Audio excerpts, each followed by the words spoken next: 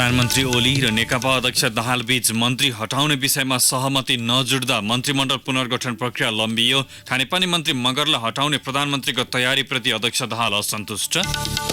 60 megawatt क्षमताको माथिल्लो Trishuli 3A जलविद्युत आयोजनाबाट व्यावसायिक उत्पादन सुरु। विकास निर्माणको काममा आवश्यकताभन्दा बढी मुआब्जा माग्ने प्रचलनको अन्त्य हुनुपर्ने प्रधानमन्त्री ओलीको भनाई। साउथ चाइना सीमा अनावश्यक हस्तक्षेप नगर्न अमेरिकालाई चीनको चेतावनी। ताइवानमा अनिश्चितता निम्त्याउने किसिमको भूमिका नखेल्न ध्यानाकर्षण। र बङ्गलादेशसँग 8 विकेटले पराजित भएपछि नेपाल इमर्जिङ टिम्स कप क्रिकेटको समूह चरणबाट बाहिरियो। पूर्व कप्तान पारासहित 8 नेपाली क्रिकेटर पाकिस्तानी सुपर लिगको ड्राफ्टमा। नमस्कार, कान्ति डायरीबाट साथी सुरज अनि तेजेन्द्रको समाचार अब विस्तारमा। नेकपा सचिवालयले मन्त्रीमण्डल पुनर्गठनका लागि प्रधानमन्त्री केपी शर्मा ओलीलाई स्वीकृति दिए पनि अर्का अध्यक्ष पुष्पकमल दाहालसँग सहमति हुन नसकेपछि प्रक्रिया लम्बिएको छ। नेकपा अध्यक्ष प्रधानमन्त्री ओलीले कार्य सम्पादनमा कमजोर देखिएका मन्त्री हटाउन चाहे पनि अर्का अध्यक्ष दाहालले खानेपानी मन्त्री बिना मगरलाई यथावत राख्न चाहेपछि पुनर्गठन प्रक्रिया लम्बिएको हो। मन्त्री मगर अध्यक्ष दाहालकी बुहारी हुन्। दुई मन्त्रीलाई हटाउने र राख्ने विषयमा प्रधानमन्त्री ओली र अध्यक्ष दाहालबीच विवाद देखिएको छ। पूर्व माओवादी तर्फबाट गृहमन्त्री बनेका रामबहादुर थापा र खानेपानी मन्त्री बिना मगरलाई हटाउने वा नहटाउने भन्ने विषयमा ओली दाहालबीच मतान्तर देखिएको छ।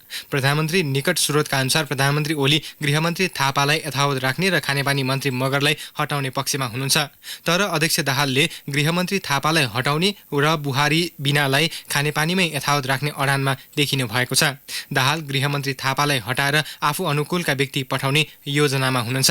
दाहाल निकट एक नेताका अनुसार पछिल्लो समय दाहाल र थापा बीचको सम्बन्ध राम्रो छैन। सरकारमा गएपछि आफूलाई सहयोग र समन्वय नगरेको भन्दै दाहाल थापासँग असन्तुष्ट हुनुहुन्छ। अध्यक्ष दाहाल भने कृषि मन्त्री चक्रपाणी खनाल र उद्योग मन्त्री मातृका यादवलाई हटाएर सो ठाउँमा जनार्दन शर्मा र लेखराज भट्ट वा अग्नि सापकोटालाई मन्त्री बनाउने तयारीमा हुनुहुन्छ। प्रधानमन्त्री ओली पार्टीभित्रको सन्तुलन मिलाउन भन्दै गृहमन्त्री थापालाई यथावत राख्ने योजनामा हुनुहुन्छ। प्रधानमन्त्री ओलीले गृहमन्त्री थापासँगै ऊर्जा मन्त्री वर्षमान पुनलाई समेत पुनर्गठित मन्त्रीमण्डलमा निरन्तरता दिने र पूर्व माओवादीका तर्फबाट मन्त्री भएका अन्य सबैलाई हटाउने तयारी गर्नुभएको एक नेताको भनाइ छ। अध्यक्ष दाहाल भने कृषि मन्त्री खनाल र उद्योग मन्त्री यादवलाई मात्र हटाउने अडानमा हुनुहुन्छ। तत्कालीन एमालेबाट मन्त्री भएका पनि अधिकांश परिवर्तन हुने सम्भावना छ।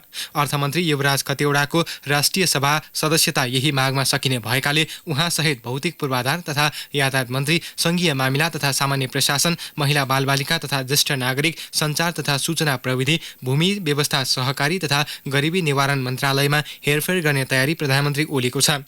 ओली र दाहालबीच सहमति भए लगतै मन्त्रीमण्डल पुनर्गठन हुनेछ। यही विषयमा सहमति जुटाउन प्रधानमन्त्री ओली र अध्यक्ष दाहालबीच छलफलको तयारी छ। 60 मेगावाट क्षमताको माथिल्लो त्रिशुली 3A जलविद्युत आयोजनाले व्यावसायिक रूपमा उत्पादन थालेको छ। प्रधानमन्त्री केपी शर्मा ओलीले काठमाडौँबाट र ऊर्जा, जलस्रोत तथा सिंचाई मन्त्री वर्षमान पुनले आयोजना स्थल नुवाकोटको किस्पाङ गाउँपालिका 5 सिमलेबाट संयुक्त रूपमा आयोजनाको उद्घाटन गरेसँगै व्यावसायिक उत्पादन सुरु भएको हो। आयोजनाको 30 मेगावाटका पहिलो र दोस्रो युनिटबाट गत जेठ 3 र साउन 17 गतेबाट नै परीक्षण उत्पादन सुरु भएको थियो। सरकार तथा नेपाल विद्युत प्राधिकरणको लगानी र चिनिया सरकारको सहुलियतपूर्ण ऋणमा निर्माण भएको आयोजनाको कुल लागत 17 अर्ब 32 करोड रुपियाँ रहेको छ। चिनिया एक्जिम ब्याङ्कको 12 करोड 58 लाख अमेरिकी डलर र सहुलियतपूर्ण ऋण लगानी प्रभाव भएको यो आयोजना EPC मोडलमा निर्माण भएको हो। आयोजनाबाट उत्पादित विद्युत किस्पाङ 5 सिमले स्थित स्विच यार्डबाट 48 किलोमिटर प्रसारण लाइन मार्फत काठमाडौँको माता तीर्थमा ल्याई राष्ट्रिय प्रसारण प्रणालीमा प्रवाह गरिएको छ। 2071 साल जेठमा नै निर्माण सम्पन्न गर्ने लक्ष्य राखिए पनि विभिन्न विवादका कारण 5 वर्ष ढिलो गरी आयोजना सकिएको हो। विद्युत गृह भूमिगत बनाउने कि सतहमा बनाउने भन्ने विवाद, आयोजनाको क्षमता बढाएर 90 मेगावाट बनाउने निर्णय तथा विनाशकारी भूकम्प लगायत कारण निर्माण कार्य केही धकेलिएको आयोजनाले उल्लेख गरेको छ। प्राधिकरणले आयोजनाकै खर्चबाट निर्माण गरिएको प्रसारण लाइनबाट त्रिशुली र मर्स्याङ्दी नदी बेसिनमा निर्माण भइरहेका अन्य जलविद्युत आयोजनाहरूको विद्युत काठमाडौँमा ल्याई राष्ट्रिय प्रणालीमा प्रवाह गर्न पूर्वाधार पनि तयार गर्दैछ। प्रसारण लाइन निर्माणका लागि China International Water and Electric कर्पोरेसनसँग 2 करोड 26 लाख अमेरिकी डलरमा ठेक्का सम्झौता भइसकेको विद्युत प्राधिकरणका कार्यकारी निर्देशक कुलमान घिसिङले बताउनुभयो। छिटो र उचित मुआब्जाको माग गर्दै बुढी गण्डकी प्रभावित गोर्खा बजार क्षेत्रका स्थानीय सङ्घर्षमा उत्रिएका छन्। राजनीतिक दल, जनप्रतिनिधि र प्रभावितको आजको भेलाले पहिलो चरणको आन्दोलनका कार्यक्रम सार्वजनिक गरेको हो।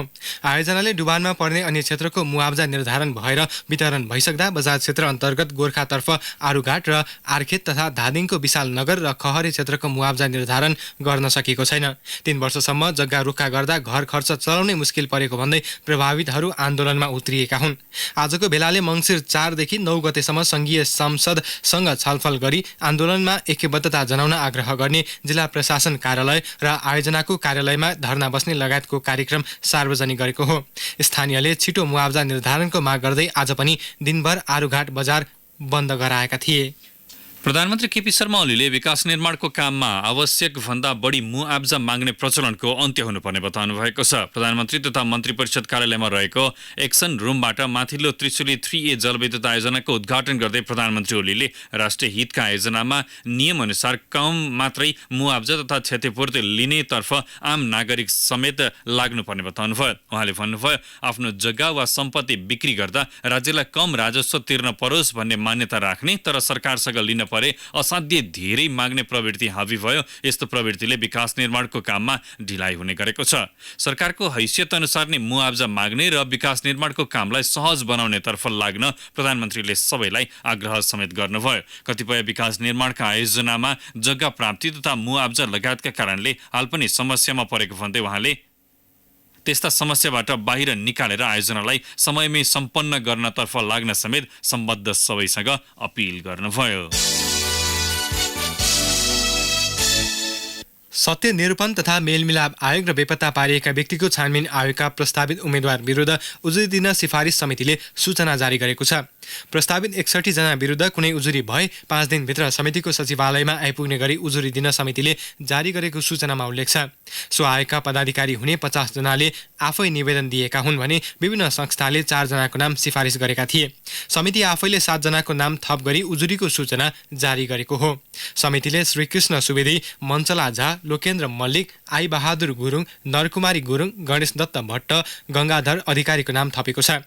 सत्य निरूपण तथा मेलमिलाप आयोगका लागि 30 जना, बेपत्ता पारिएका व्यक्तिको छानबिन आयोगका लागि 12 जना र दुवै आयोगका लागि 19 जनाको निवेदन परेको समिति सदस्य शर्मिला कार्कीले जानकारी दिनुभयो। दुवै आयोग गत चैतदेखि नै पदाधिकारी विहीन भए पनि दलीय स्वार्थ बाँझिएका कारण पदाधिकारी नियुक्ति हुन सकेको छैन।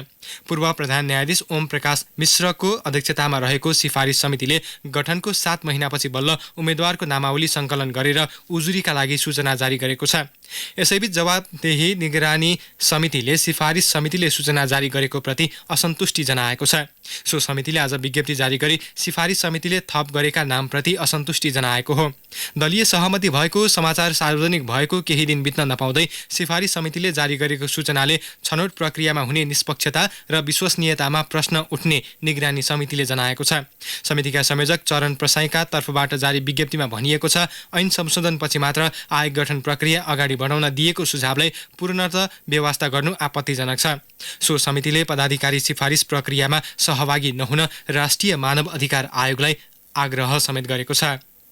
कान्तिपुर डायरीमा ब्रेकको पालो। अब बाँकी प्रसङ्ग। राष्ट्रिय चिकित्सा शिक्षा आयोगले मेडिकल कलेजले विद्यार्थीबाट लिने शुल्कमा हेरफेर हुन सक्ने जनाएको छ। नियमावली बनाउने क्रममा रहेको स्पष्ट पार्दै आयोगले विज्ञ टोलीसँग त्रिपक्षीय छलफलका आधारमा शुल्कको मापदण्ड तयार पार्न सकिने उल्लेख गरेको हो। आयोगका सदस्य सचिव डाक्टर हरिप्रसाद लम्सालले मेडिकल कलेज सञ्चालन खर्चका आधारमा उनीहरूले लिने शुल्कमा केही फेरबदल हुन सक्ने उल्लेख गर्नुभयो। आफ्नै जग्गा भएका तथा जग्गा भाडामा लिएर सञ्चालन भएका कलेजको आम्दानी र खर्चको अनुपात समेत फरक पर्ने हुँदा शुल्क समेत फरक निर्धारण हुन सक्ने उहाँले उल्लेख गर्नुभयो। यद्यपि मेडिकल कलेजले विद्यार्थीबाट असुलेको अतिरिक्त रकम फिर्ता गर्नुको विकल्प पनि नभएको उहाँले बताउनुभयो। विद्यार्थी तथा अभिभावकबाट लिएको अतिरिक्त शुल्क फिर्ता नगरे सम्बन्धित मेडिकल कलेजलाई कानुनी दायरामा ल्याउने डाक्टर लम्सालको चेतावनी छ। सरकारले तोकेको भन्दा बढी शुल्क लिएका मेडिकल कलेजलाई रकम फिर्ता वा समायोजन गर्न सरकारले दिएको निर्देशन नमाने कानुनी दायरामा ल्याउने तयारी आएको छ। विगतमा चिकित्सा शिक्षा क्षेत्रमा देखिएको समस्या निराकरणमा सरकारी पक्षबाट नियमन नभएका कारण विकृति बढ्दै गएको आयोग सचिव लम्सालले दावी गर्नुभयो। नेपाली कङ्ग्रेसका वरिष्ठ नेता रामचन्द्र पौडेलले उत्तर दक्षिणको सीमा व्यवस्थापन गर्ने राम्रो मौका भएको बताउनु भएको छ। ताप्लेजुङमा कार्यकर्ता भेटघाटका क्रममा नेता पौडेलले सीमा सुरक्षाका लागि आफ्नो पार्टीले समेत सरकारलाई बलियो साथ दिएको बताउनुभयो। 2/3 स्थिर सरकारले सीमा सुरक्षा गर्न नसके कङ्ग्रेसलाई छाड्नुपर्ने पौडेलको भनाइ थियो। सीमा जोडिएका जिल्ला प्रशासन कार्यालय समयमै सजग भएको भए यस्तो अवस्था नआउने भन्दै उहाँले यसबाट पाठ सिक्न आग्रह गर्नुभयो। सरकारको कार्यशैली परम्परागत नै भएको भन्दै उहाँले एनसेलको कर उठाउन नसकेको, सुशासन कायम गर्न नसकेको र राज्यको ढुकुटी मनपरी गरेको आरोप लगाउनुभयो। फरक प्रसङ्गमा वरिष्ठ नेता पौडेलले महाधिवेशनको मिति निश्चित भएकाले आफू सभापति उठ्ने नउठ्ने विषयमा अहिले एजेन्डा नभएको उल्लेख गर्नुभयो।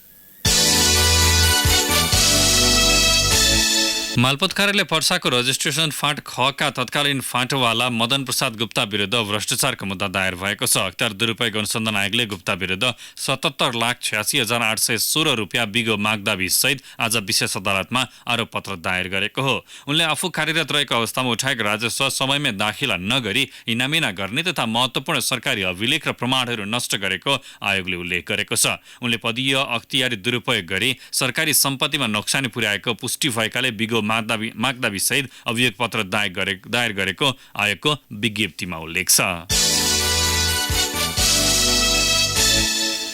बुटोल नारायणगढ सडक खण्ड विस्तार गर्दा जनावर ओहोर दोहोर पर्ने 15 स्थानमा जैविक मार्ग निर्माण हुने भएको छ। पूर्वी नवलपरासीको गैंडाकोट दाउन्ने खण्डमा चितवन राष्ट्रिय निकुञ्जको मध्यवर्ती क्षेत्र र धेरै स्थानमा जङ्गल पर्ने भएकाले अन्डरग्राउन्ड सडक निर्माण हुने भएको हो। बुटोल नारायणगढ सडक अन्तर्गत पूर्वी नवलपरासीका सडक आयोजना प्रमुख सुजन अधिकारीले यो खण्डमा रहेका 10 वटा कलवर्टलाई फराकिलो पारिने र अन्य 5 वटा स्थानमा पुल जस्तो बनाएर वन्यजन्तु वार पार गर्ने बाटो निर्माण गरिने जानकारी दिनुभयो। पूर्व पश्चिम राजमार्गको दुवैपट्टि जङ्गल छ। पूर्वी नवलपरासी तर्फको सडक फराकिलो बनाउने काम कावसोती नगरपालिकाको खरकट्टा जङ्गल क्षेत्र र गैंडाकोटको थुम्सीबाट सुरु गरिएको हो। गैंडाकोटबाट दाउन्नेसम्मको पहिलो खण्डमा काम सुरु गरिएको हो।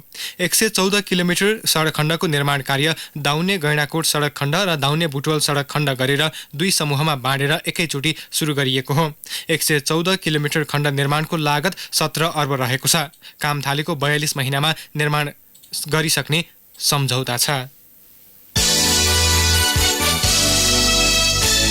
अब केही समाचार संक्षेपमा। सार्वजनिक जग्गा हिनामिना गर्ने क्रम बढेपछि नापी विभागले 77 वटै जिल्लाको नक्साको विद्युतीय अभिलेख राख्न सुरु गरेको छ। विद्युतीय अभिलेख राखिएपछि जिल्लामा रहेका कागजी अभिलेख हराए वा नासिए पनि दोहोर्याएर नाप नक्सा गर्न नपर्ने विभागले जनाएको छ। मोरङको सुन्दर हरैचा नगरपालिका 8 बिरा चोकमा को 1 ख 2411 नम्बरको ट्रकले 37 प 875 नम्बरको मोटरसाइकललाई ठक्कर दिँदा मोटरसाइकल चालक झापा कन्काईका पेसल केसीको मृत्यु भएको छ। हात्तीबाट बाली जोगाउन लगाएको तारमा छुँदा करेन्ट लागेर झापाकै मेचीनगर नगरपालिका 9 का 57 वर्षीय बुद्धिमाया तामाङको मृत्यु भएको छ। सामुदायिक विद्यालयको शैक्षिक गुणस्तर सुधारका लागि बुटवल उपमहानगरपालिकाले आधुनिक विज्ञान प्रयोगशाला र पुस्तकालय निर्माण थालेको छ। पहिलो चरणमा कक्षा 11 र 12 मा विज्ञान शिक्षा सञ्चालन भएका 4 विद्यालयमा आधुनिक प्रयोगशाला बनाइएको छ। र सल्यानको दार्मा गाउँपालिकाले पशुपक्षीको तथ्याङ्क सङ्कलन सुरु गरेको छ। तथ्याङ्क सङ्कलनका लागि पशु शाखाले प्राविधिकलाई घर घरमा खटाएको छ। गाउँपालिकाको 6 वडा भित्रै 15 दिनमा पशुपक्षीको तथ्याङ्क सङ्कलन गरिसक्ने पशु शाखा प्रमुख हस्तराम खड्काले बताउनुभयो। कान्तिपुर डायरीमा अब मोरङ डायरीको पालो। मोरङ डायरीमा देवनयन शाहको नमस्कार। मिकलाजुङ गाउँपालिका 2 स्थित चुरेमा रहेको रमणीय प्राकृतिक मनमोहक दृश्य भएको चुली पोखरी पर्यटकको पर्खाइमा छ। चुरेको चुचुरोमा 4 बिघा क्षेत्रफलमा फैलिएको पोखरीको 3 तिरबाट जंगल र एकातिर चुली पोखरी गाउँ र खेतबारी छ। अंग्रेजीको डब्ल्यू आकारको चुरे पहाडको काखमा रहेको यो पोखरीलाई पर्यटकीय गन्तव्य बनाउनका लागि स्थानीयले पहल थालेका छन्। 40 घर दूरी भएको चुली पोखरीका बासिन्दाले 2075 पुस 23 गते स्थानीय भीमबहादुर श्रेष्ठ को अध्यक्षतामा चुली पोखरी पर्यटन क्षेत्र संरक्षण उपभोक्ता समिति गठन गरेर संरक्षणको काम सुरु गरेको छ। जहदा गाउँपालिका 7 तरिगामा स्थित 10 गजा क्षेत्र ओगटेर भारतीयले घर निर्माण गरेको छ। उक्त ठाउँमा रहेको 174 PP 62 नम्बरको ठूलो पिलर भारतीयको आँगनमा रहेको छ। भारतीय पक्षले 10 गजामै ढलान सडकका साथै मन्दिर समेत निर्माण गरेको हो। जिल्ला स्थित 63 किलोमिटर सीमा क्षेत्रमा 14 ठाउँमा भारतीयहरूले 10 गजा क्षेत्र ओगटेर घर टारा निर्माण गरेको मोरङका प्रमुख जिल्ला अधिकारी मदन भुजेल बताउनुभयो।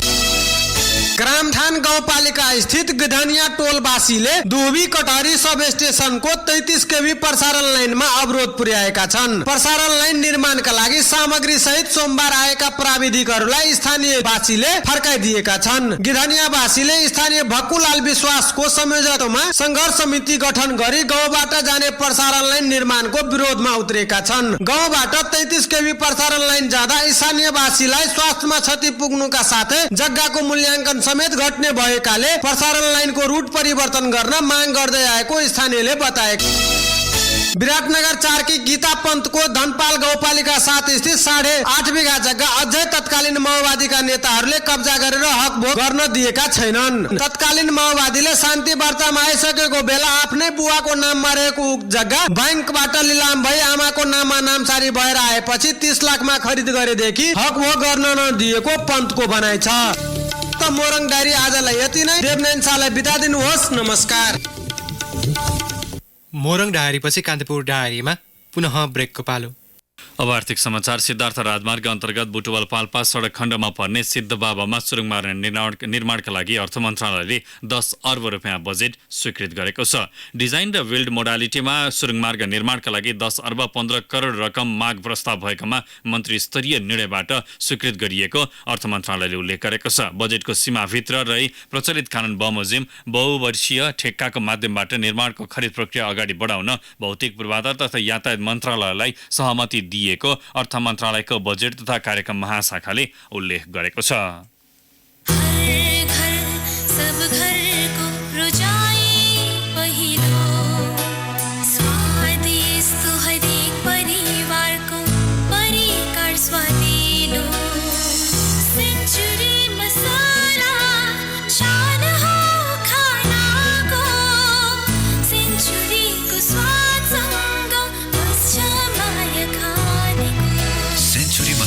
जे पाक्छ मिठो पाक्छ दुग्गडको उत्कृष्ट उत्पादन। धितोपत्र बजारमा आज पनि झिनो अङ्कले गिरावट आएको छ। कारोबार भएको साताको पहिलो दिन हिजो पनि ओह्रालो लागेको बजार परिसूचक नेप्से आज 0.24 अङ्कले घटेर 1131.12 अङ्कमा पुगेको हो। निर्माण तथा उत्पादन, जलविद्युत, अन्य र म्युचुअल फन्ड समूहको विसूचक ओह्रालो लागेपछि समग्र बजार प्रभावित भएको हो। कारोबार रकममध्ये करिब 17 लाख रुपैयाँ वृद्धि भएको छ। आज 35 करोड 68,68,857 रुपैयाँ बराबरका 11,88,845 किता सेयर किनबेच भएको नेपाल स्टक एक्सचेन्जले जनाएको छ।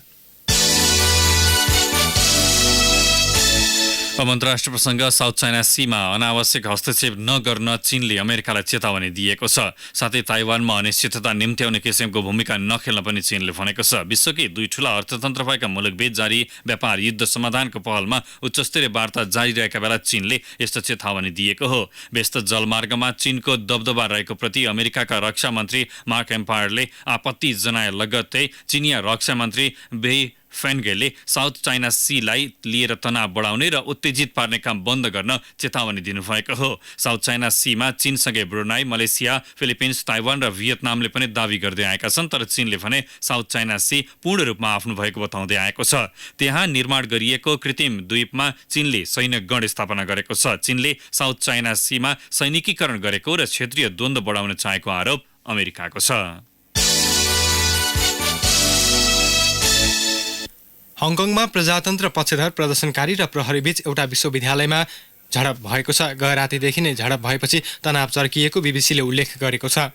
प्रदर्शनकारीहरूले पेट्रोल बम, ढुङ्गा, बाण सहित हतियार प्रहार गरेपछि प्रहरीले अश्रु ग्यास र पानीको फोहरा प्रयोग गरेको जनाइएको छ। गत जुनदेखि चलिरहेको सरकार विरोधी आन्दोलनका कारण हङकङ अस्तव्यस्त छ। विश्वविद्यालय कब्जा गरेर बसेका प्रदर्शनकारीहरूलाई तत्काल सो स्थान छोड्न प्रहरीले आइतबार राति आग्रह गरेको थियो। तर संयौंको संख्यामा रहेका उनीहरूले बाहिर निस्कन नमानेपछि रातभरि जसो प्रहरी र प्रदर्शनकारीबीच झडप भएको बीबीसीले जनाएको छ। अब खेल प्रसङ्ग नेपाल बङ्गलादेशमा जारी एसिसी इमर्जिङ टिम्स कप क्रिकेटको समूह चरणबाट बाहिरिएको छ। आयोजक बङ्गलादेशसँग आज 8 विकेटले पराजित भएको नेपाल दोस्रो हार बेहोर्दै समूह चरणमै रोकिएको हो। 100% नतिजासहित 6 अङ्कमा शीर्ष स्थानमा रहेको बङ्गलादेश समूह बी को विजेता र इन्डिया उपविजेता बन्दै सेमिफाइनलमा पुगेका छन्। समूह बी को अर्को खेलमा आजै हङकङलाई 120 रनले पराजित गर्दै 4 अङ्कमा इन्डिया उपविजेता बन्यो। हङकङ अङ्कविहीन बन्दा नेपाल 2 अङ्कमा तेस्रो स्थानमा रह्यो। हङकङलाई 40 रनले हराएको नेपाल इन्डियासँग 7 विकेटले पराजित भएको थियो। समूह एबाट पाकिस्तान 6 अङ्कमा विजेता र अफगानिस्तान 4 अङ्कमा उपविजेता बन्दै सेमिफाइनल पुगेका छन्। आजै भएको खेलमा अफगानिस्तानले श्रीलङ्कालाई 7 विकेटले र पाकिस्तानले ओमानलाई 147 रनले पराजित गरेका थिए। सेमिफाइनलमा पर्सि बुधबार पाकिस्तान र इन्डिया तथा बिहिबार बङ्गलादेश र अफगानिस्तान बीच प्रतिस्पर्धा हुनेछ। ढाका स्थित साफर क्रिकेट मैदानमा आज नेपालले दिएको 139 रनको सामान्य लक्ष्य घरेलु टोली बङ्गलादेशले 24 ओभरमा 2 विकेट गुमाएर भेट्टाएको थियो। उसको जितमा नजमुल हुसैन सान्तोले नट आउट 59 र मोहम्मद नईमले 45 रन बनाएका थिए। करण केसी र सुसन भारीले एक विकेट लिएका थिए। पहिला ब्याटिङ गरेको नेपाल 44 ओभर 3 बलमा 138 रनमा अल आउट भएको थियो। नेपालका लागि सोमपाल कामीले 38 र क्याप्टेन ज्ञानेन्द्र मल्लले 22 रन मात्र बनाउन सकेका थिए। पाकिस्तान सुपर लिग PSL को ड्राफ्टमा 8 नेपाली क्रिकेटर परेका छन्। PSL ले सार्वजनिक गरेको सिल्भर समूहमा पूर्व कप्तान पारस खड्का सहित शरद भैसावकर, विनोद भण्डारी, दिपेन्द्र सिंह ऐरी, अरिफ शेख, रोहित पौडेल र सोमपाल कामी रहेका छन्। लेग स्पिनर सन्दीप लामिछानेले भने यसअघि नै प्लाटिनम श्रेणीको ड्राफ्टमा परिसकेका छन्।